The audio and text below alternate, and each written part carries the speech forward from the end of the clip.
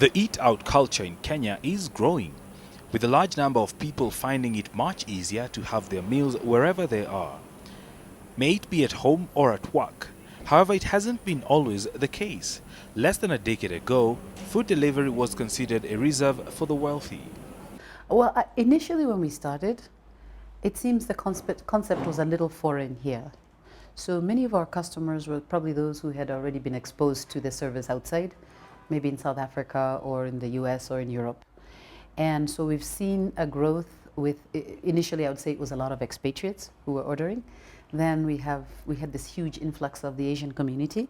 And now we're getting quite a number of, Kenyans who are black, who are now beginning to see, hey, this is not just a service for others, we can also take advantage of this service.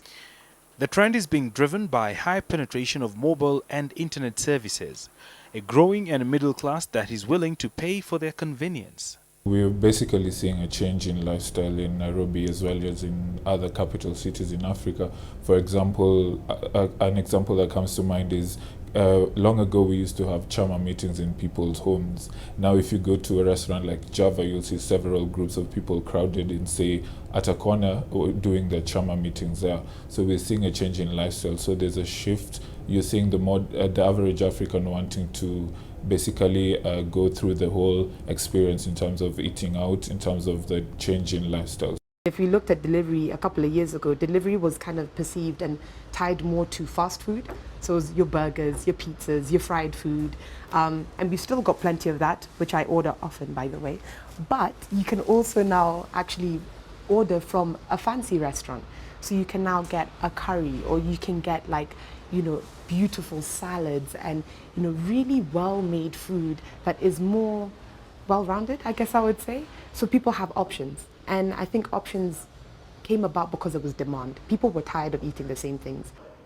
Industry players indicate that this phenomenon is poised for growth. More and more people are looking for convenience. And when I say convenience, they are not wanting to battle with the Nairobi traffic, not when El Nino is coming.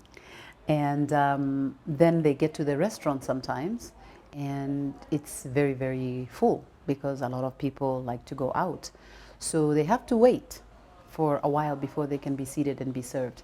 So a lot of people don't want to deal with that. And as a result of that, what they're doing now more and more that we're seeing is ordering at home. For some people, it's that they order food during the day. So you'll find that, some of these companies that have come up, like Hello Food, they have catered to that need for the fact that people they can't just jump in their car and grab some lunch down the road and then get back into the office. By the time they've even just left the office, they meet traffic. So easiest thing is order from these companies. And the greatest thing about these companies is they utilize bodas, motorcycles. So these guys aren't getting stuck in traffic. They're with you within 30 minutes. You've got your food right at your desk. Convenient. Besides convenience, restaurants that have reservations and sit-ins as their mainstay of their business are turning to food delivery services to keep up with the demand. With restaurants, they only have a certain amount of space. The space is not infinite.